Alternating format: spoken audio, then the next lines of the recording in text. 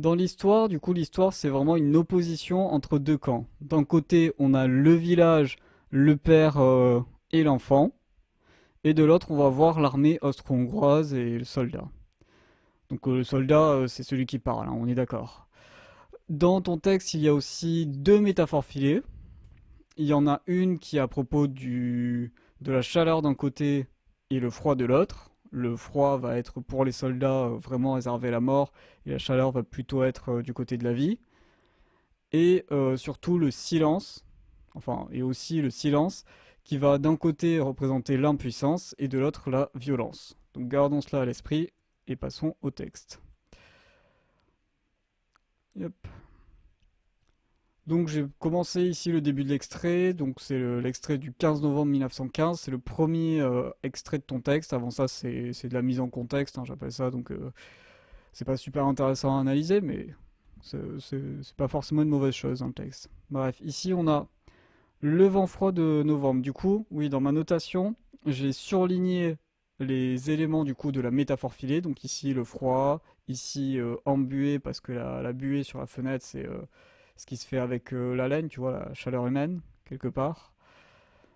Et j'ai souligné ce que ça qualifiait. Donc ici c'est le froid de novembre. Et donc ça va nous donner des indications sur le froid. On va lui donner une personnalité à ce froid. Donc on va avoir de novembre, la fenêtre, on va avoir, j'ai mis gris parce que ça me fait penser au ciel gris, un peu dans ce contexte-là. Après, c'est un peu discutable s'il faut le mettre ou pas. Et surtout, la froide détermination, les yeux bleus perçants, etc. etc. Donc directement, le froid de novembre, ça peut faire penser novembre du coup à l'automne, un petit peu de la mort. Et bah, c'est un peu ce qui va être développé par la suite, hein. Le froid, ça va pas être bien présenté. Et surtout, bah, tout ce qui va être la chaleur va être rapproché un peu. Là, j'ai mis la fenêtre embuée, mais c'est peut-être même plus la famille qui est embuée, tu vois. C'est plus la chaleur familiale et tout ça. Donc, on va avoir vraiment cette idée du froid qui va s'opposer à la vie, à la chaleur de la vie. Donc, ici, le froid de novembre, j'aime bien la formulation. Donc, je lis la phrase. Le froid de novembre soufflait âprement sur mon village près de Nice, faisant virevolter encore quelques feuilles d'automne. Alors, ici, j'ai souligné des trucs en noir. Alors, ce qui est en noir là, souligné, c'est les choses sur lesquelles j'aimerais revenir. Le froid de novembre, la formulation me va très bien. Mais après, tu enchaînes sur souffler âprement sur mon village. Et là-dessus, déjà, j'ai un élément à redire, ça va être que le froid, c'est un élément générique. Donc, c'est-à-dire que plus tard dans mon récit, je me souviens plus exactement de la phrase. Je me souviens juste, ouais, il faisait pas chaud chaud, quoi. Donc, j'ai l'idée du froid. J'ai gardé l'information même si j'en ai pas le souvenir exact. Âprement, c'est un peu le même principe, tu vois. Je me souviens que c'était pas Jojo, quoi, le vent, etc. Bon, j'ai à peu près l'idée, quoi, de âprement. J'ai pas perdu d'information. Mais novembre, par exemple, ça, c'est une information que je dirais être précise, parce que novembre, si plus tard dans le texte, je me souviens, oh, c'était à peu près en automne, quoi. C'est là, j'aurais perdu les informations. J'ai plus le mois exact. Tu vois, c'est une information précise dont il faut se souvenir exactement. Tu vois, une approximation, ça va pas le faire. Par exemple, du coup, ici, pour le remplacer par une information générique, on pourrait le remplacer par automne. Le vent froid d'automne soufflait âprement sur mon village. Et dans ce cas-là, ça m'irait bien la formulation. Mais ici, vu qu'on a novembre, donc une information générique, après une information précise, puis à nouveau une information générique, là, notre information précise, elle se perd. Et en termes de progression, il n'y a aucune logique à avoir une information générique, puis une information précise, et puis à nouveau une information générique. Généralement, on va essayer d'avoir tout au même niveau, donc trois informations génériques, là ce sera en l'occurrence, ou alors on pourra avoir une gradation croissante, un petit truc, un moyen truc, et puis un truc encore plus élevé, ou décroissante, donc on commence d'un gros truc et puis on va rétrécir au fur et à mesure. Mais là, ce qu'il faudrait, ce serait vraiment le vent froid d'automne souffler âprement sur mon village, si tu veux garder le âprement. Ou sinon, on peut complètement enlever le âprement parce qu'il n'a pas vraiment de. C'est vraiment un élément qui est juste ici, mais qui va pas être super. Qui n'est pas. Il n'a pas d'autre utilité que ici. Ça fait pas référence à une métaphore filée au cours du texte ou quoi que ce soit. C'est juste là. Et en plus, l'idée de l'âpreté. je sais pas si ça se dit âpreté, mais t'as le terme. T'as le terme en tête, s'il y a un terme pour ça. Cette idée de rude, on va la retrouver plus tard, même sans qu'il y ait le mot explicitement. Donc le âpre ici, il peut virer. Donc on a le vent froid de novembre ou d'automne, nana. Et après, j'ai aussi souligné le village, parce que au vu de l'histoire que tu vas développer, là ici, ce serait plutôt sur le pays, quoi. Sur le pays plutôt que le village, parce que l'envergure de ton histoire, ça va être plutôt sur le pays, tourner sur le pays beaucoup plus que sur le village. Nana. Et donc ici aussi, bon, il y a le virevolté, pourquoi pas, des feuilles virevoltant, c'est une figure de style qui peut être intéressante dans certains textes. Dans le tien, c'est pas vraiment c'est pas un indispensable quoi. C'est vraiment c'est de la décoration un petit peu comme le âprement quoi. Ensuite, phrase d'après. J'étais debout près de la fenêtre embuée. Donc fenêtre, ça me fait penser un peu au rêve et tout ça, mais bon, là-dessus, il n'y a pas grand-chose à dire. Juste le embué, tu vois, qui fait référence au froid. Donc un peu pour contraster entre le vent froid d'un côté et puis là, on a la buée, la chaleur humaine de l'autre. Donc on a un peu les deux camps qui s'installent, hein. D'un côté, on va avoir le froid et de l'autre côté le chaud, tu vois, la famille et de l'autre côté la mort. Avec cette idée, bah, le froid de novembre, novembre ça fait penser à l'automne, c'est un peu la saison où les feuilles elles tombent et tout ça, donc ça rappelle aussi la mort. Mais bon, là j'avoue que ça commence à être un peu pointu quand même comme, comme comment dire, comme réflexion, donc bon, je tirerai pas trop le truc non plus. Et après ça, on a le cœur serré par un mélange d'appréhension et de colère étouffée. Alors ça, du coup, je l'ai mis dans la deuxième catégorie de métaphores. Donc c'était les métaphores sur l'impuissance et la violence. Du coup là, je mets du côté de l'impuissance. Alors du coup, je mettais tout ce qui est impuissance, ça va être plutôt dans ce qui va être dans le son rythmé et tout ça. Là aussi, c'est peut-être un peu tiré par les cheveux, il y a peut-être d'autres exemples plus pertinents, mais vu qu'on va avoir plus tard le bruit cadencé en rythme de leurs bottes martelées, nanana, moi, ça me fait penser un peu au cœur, au battement de cœur, tu vois, d'un autre côté qui vont s'opposer. Mais j'avoue que là, c'est peut-être encore une fois un peu tiré par les cheveux, il y a peut-être des exemples plus pertinents dans ton texte. Mais donc, on va avoir ce cœur serré qui va définir du coup, enfin, qui va être défini du coup par l'appréhension et la colère. Là, j'ai mis le étouffé parce que pour moi, si le cœur il est serré, la colère elle est forcément étouffée. Pour moi, le étouffé ici, c'est vient juste répéter, et du coup, il n'est pas nécessaire, on peut complètement le virer. Je vois pas l'intérêt de se étouffer, mais bon, après, peut-être que c'est moi qui comprends de travers le cœur serré. Donc, à part ça, là, le début, il est bon. C'est quelques formulations qui sont maladroites, mais les idées qui sont là, elles sont bien, et la structure est bonne en tout cas. Ensuite, depuis le matin, une colonne interminable de soldats austro-hongrois envahit notre bourg, arborant leur uniforme gris comme auteur de présage funeste. Là, le gris, je l'ai rapporté au froid, parce que moi, ça me ferait penser à un ciel gris, mais bon, là, c'est encore discutable. Les uniformes, du coup, pour dire que vraiment, ces soldats-là, ils représentent la mort, avec, bah, encore une fois, autant de présages funestes, hein, vraiment, on insiste sur cette idée de la mort. Donc là-dessus, je dis oui. Ensuite, là, du coup, c'est vraiment là la partie forte où on va avoir ce, ce jeu-là enfin ces sonorités-là qui sont le bruit qui va être imposé comme élément de violence, le bruit cadencé en rythme de leurs bottes martelées, les pavés usés. Les pavés usés, bon, je l'ai mis un peu en... Je discute un peu cette formulation, en sens où les pavés usés, ça fait penser au village et tout ça, la ville.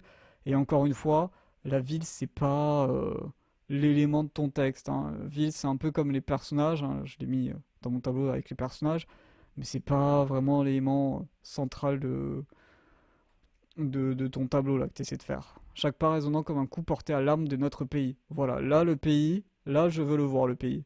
Vu que pour moi, tu fais une erreur quand tu invoques le village ou encore une fois les pavés du coup usés du village, vu que tu veux mettre notre focus sur le pays. Du coup, pour moi, c'est pas le village sur lequel tu essaies de mettre le focus, mais le pays. Mais ça, après, c'est peut-être à toi de distinguer les deux. Quelle est la différence entre le pays et le village? Mais bref, pour moi, le village, c'est juste tu essaies d'appeler à nos personnages. Les personnages du coup du père et de la fille que tu voudrais appeler dans l'appellation village, tu vois, la chaleur et tout ça. mais c'est pas à confondre avec ton idée du pays qui va être un peu la victime de la violence, de l'humiliation, si je puis dire. Donc tu as le bruit cadencé, donc tu vas avoir vraiment le bruit qui va apporter la violence, qui va humilier le pays. Voilà. Et de l'autre côté, tu vas avoir le père, mutique, qui lui, du coup, va s'opposer. Du coup, c'est le mutique qui va être un peu distingué par le fort et imperturbable. Il avait toujours été fort et imperturbable. Du coup, on comprend que cette fois-ci, là, s'il observe la scène mutique, c'est que pour cette fois, il va pas être fort ni imperturbable. Voilà. Donc là, c'est un petit peu comme tu avais fait pour tes deux premières phrases. On va avoir un peu l'établissement des deux camps. D'un côté, on a la mort, et de l'autre, on a la vie. Là, on va avoir la violence d'un côté, et de l'autre côté, on va avoir l'impuissance. L'impuissance. Mais maintenant, ceci étant dit, je suis un peu dubitatif sur la suite de ce que tu nous fais de ça, parce que là, il me sert contre lui sans détourner du regard le spectacle qui se déroulait sous nos yeux. J'avais beau être adulte, ça faisait du bien. Là, j'aimerais bien quelques informations en plus pour savoir quand il détourne le regard du spectacle qui se déroulait sur moi et qui serre son enfant dans les bras. Est-ce qu'il le fait pour son enfant, en se disant mon enfant doit être inquiet, il faut que je le rassure et tout ça? Ou est-ce que lui le fait pour se rassurer lui-même, le père? La suite nous laisse plutôt penser que c'est le père qui rassure son enfant. Du coup, il lui dit même un mot doux à son enfant, ils peuvent occuper nos terres, nanana. Et après, bah, il s'est même rajouté la petite phrase son ton ferme me réconforta, mais je ne pouvais m'empêcher de trembler face à cette armée invasive. Du coup, pour vraiment dire que le père est conscient qu'il est en train de réconforter son enfant. Mais là, j'ai mis des petites parenthèses là, sur le côté. Je sais plus comment est-ce que ça s'appelle ces trucs-là. C'est pas vraiment des parenthèses, mais bon, des moustaches de chat sur le côté. Parce que vraiment, cette partie-là, elle vient en contradiction avec le il n'est que là, il observe la scène mutique et il n'est pas du tout fort ni imperturbable. Là, actuellement, il est totalement. Je sais pas si on peut dire fort, mais en tout cas imperturbable, oui. Il est vraiment concentré. C'est l'apocalypse autour de lui, mais lui, il est concentré. Ok, il y a mon enfant qui doit être en train de s'inquiéter en ce moment. Je vais le rassurer. Je vais même adapter le ton de ma voix. Voilà, donc lui, actuellement, il est vraiment fort et imperturbable. Du coup, ce que tu nous mets ici, voilà, ce dialogue-là et la petite remarque en dessous va en contradiction directe avec ce que tu nous montrais, avec ce que tu nous disais juste avant. Il observait la sonne mutique, il avait toujours été l'homme fort et imperturbable, mais pas ce jour-là. Donc faut se décider, est-ce qu'il est fort et imperturbable ce jour-là? J'ai pas l'impression que ce soit l'idée que tu voulais en faire ressortir. Sinon, je vois pas vraiment l'intérêt de cette scène, de montrer que bah il est vraiment fort dans toutes les situations et tout ça. À moins que généralement c'est un personnage que tu vas tuer juste après, parce que il a un peu trop, comment dire, il a un peu trop de statistiques dans le récit. Il va surmonter toutes les épreuves, il n'y aura même pas d'épreuves. Mais bref, donc ensuite on a le lendemain, un officier en se rendra comme un pays très brusquement dans l'imprimerie, interrompant brutalement le travail, il était jeune, son visage sévère, marqué par une froide. Là, pourquoi pas, il était jeune, son visage sévère, ouais. Froide détermination, ok. Moi, je suis toujours resté cette idée-là que quelque part, le froid, les soldats, ils sont, comment dire, pas comparés, mais il y a une métaphore entre les soldats et la mort en elle-même, tu vois, l'image de la faucheuse. Du coup, pour moi, la détermination, la froide détermination, ça me fait penser vraiment à la faucheuse. Et donc après, les yeux bleus perçants, j'ai envie de dire pourquoi pas, mais peut-être une figure un peu plus glaciale, parce que le bleu pour moi ça me fait penser vraiment au froid et tout ça, mais c'est pas non plus franchement une image super claire du froid quoi. C'est un peu comme le gris, oui, en tordant bien les cheveux, on arrive à voir que c'est froid, mais c'est pourrait y avoir des formulations plus explicites pour évoquer le froid. Ces yeux bleus givre peut-être, ou quelque chose comme ça, je sais pas. Ses yeux bleus perçants. Après, l'idée de bleu perçant, l'idée que ses yeux ils soient un peu perçants, assassins, j'en sais rien, ou que vraiment ils te mettent à nu et tout ça, c'est une idée qui me plaît bien avec ce rapprochement avec la mort de manière générale. Mais là, le bleu perçant, ouais, peut-être trouver une image plus proche qui évoque plus explicitement le froid dans le bleu perçant. Nanana. D'un regard suspicieux, bon, le suspicieux ici me semble pas nécessaire. On comprend qu'il a pas un regard amical. On comprend déjà que le regard, il est mauvais quand il le passe dans la pièce. Mais là, le suspicieux, c'est un peu un mot qui, je sais pas moi, je le trouve un peu mou. Voilà, pour vraiment dire que c'est un regard de la mort, quoi. Pour moi, c'est vraiment quand tu dis les yeux bleus perçants ou une autre expression, vu qu'on a dit que ça, peut-être qu'il faudrait le changer pour un truc plus explicite.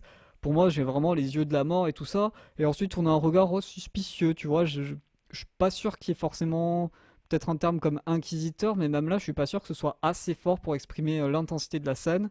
Et donc là, peut-être même juste ne pas mettre de terme ici. Ses yeux bleus perçants balayèrent la pièce d'un regard avant de se fixer sur mon père.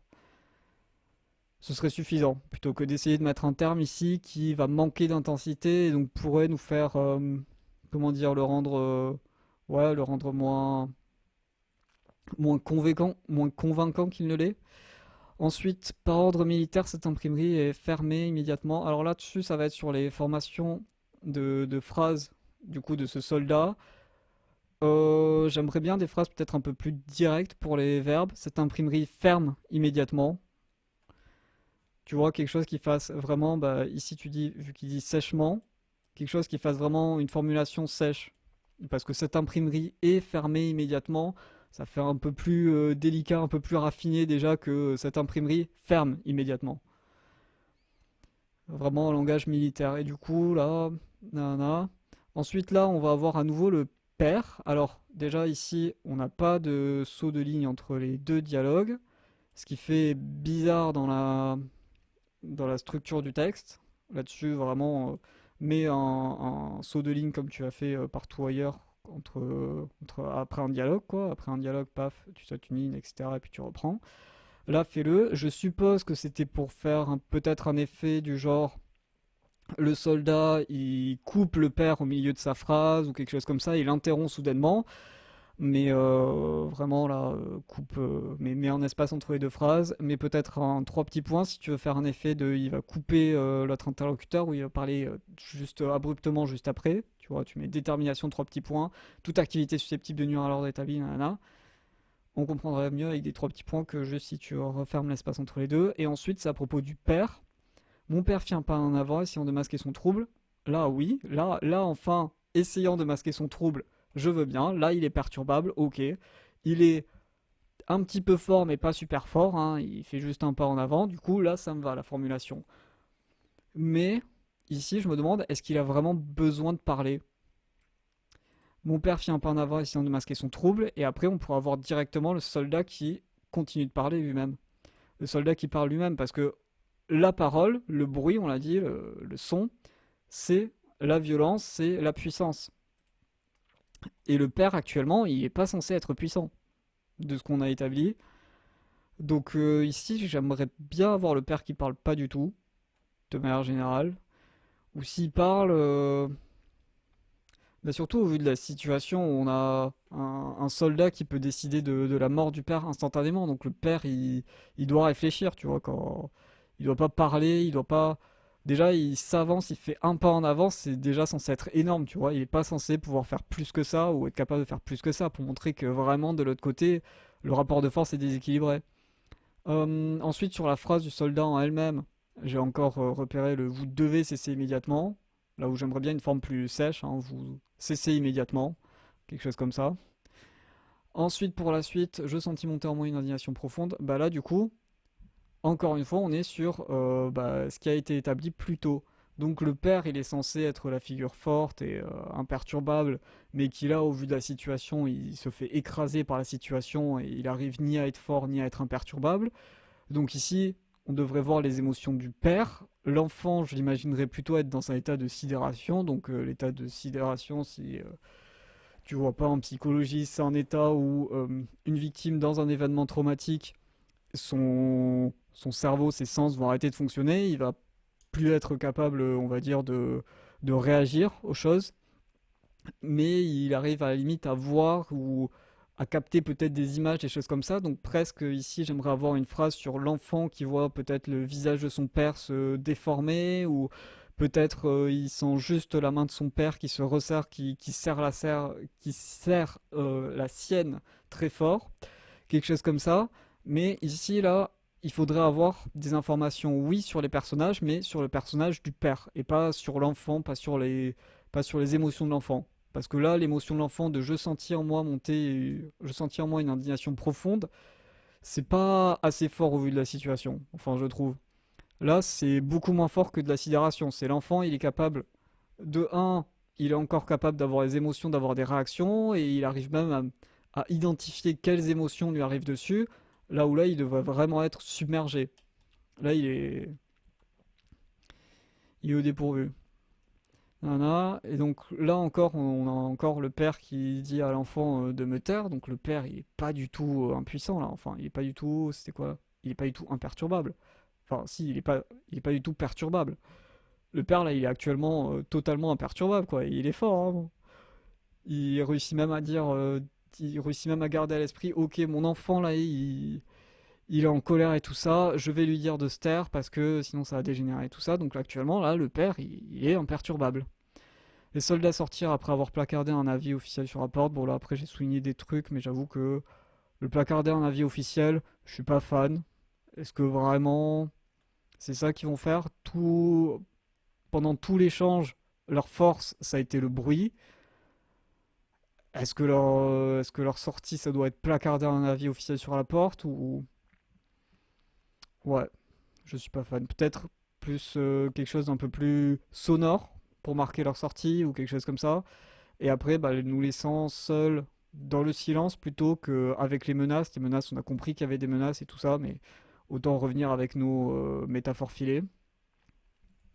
Après ça, donc, j'ai mis une petite croix parce que pour moi, il manque peut-être quelque chose, une partie où les personnages vont digérer leurs émotions, si ça n'a pas été fait avant ou pas assez. Les personnages, ils vont devoir se reprendre. Peut-être que c'est là le moment où ils vont fondre en larmes. C'est là où ils vont réaliser à quel point est-ce que ils sont dans la panade et tout ça. Et ensuite, là, paf, malgré l'intervention formelle, oui, là, ils reprennent le combat et tout ça. Mais là, du coup, actuellement, le fait qu'il n'y ait pas de transition entre ces deux, que directement on arrive là, là, on a des personnages qui sont extrêmement forts et imperturbables. Directement, ils viennent d'avoir l'apocalypse qui leur part dessus, qui leur passe dessus. Directement, paf, ils rebondissent. Et enfin, la dernière remarque que j'ai à faire, c'est sur la lueur d'une faible bougie. Alors là-dessus, donc, les métaphores qui sont développées et tout ça, l'imprimerie, on va avoir l'idée de l'esprit, de la lueur et tout ça. On va presque arriver sur la suite du texte. Du coup, ça va être des bases qui vont nous aider pour la suite du développement du texte. Du coup, sur cette partie-là, c'est pas une partie où on va trouver vraiment des métaphores propres à là. Mais peut-être ici, on pourra avoir un retour avec notre métaphore de la chaleur. Du coup, là, à la chaleur d'une faible bougie, plutôt qu'à la lueur, là où la lumière, ça représente pas grand-chose jusqu'ici. Ou alors, peut-être qu'il faudrait développer un troisième axe sur sur cet extrait-là, qui serait sur la lumière et les connaissances, peut-être. Et de l'autre côté, on aurait le, le- les ténèbres et l'obscurantisme, enfin, et pas tout à fait l'obscurantisme, mais l'autodafé ou quelque chose comme ça, vraiment la destruction des connaissances, ouais, quelque chose comme ça. Et dans ce cas-là, du coup, le gris des uniformes, ça irait plutôt dans cette idée-là de, de lumière, opposition lumière et ombre. Mais du coup, ça, ce serait une idée si tu veux développer un peu plus cet extrait, le rendre plus long. Après, sinon, avec déjà tes deux axes, etc., il fait une bonne longueur hein, pour tes deux axes. Du coup, tes deux axes qui sont bah, le développement autour de l'idée du froid et de la mort, et le développement autour du bruit et de la violence. Là-dessus, il fait une bonne longueur. Voilà, c'est la fin de mon analyse.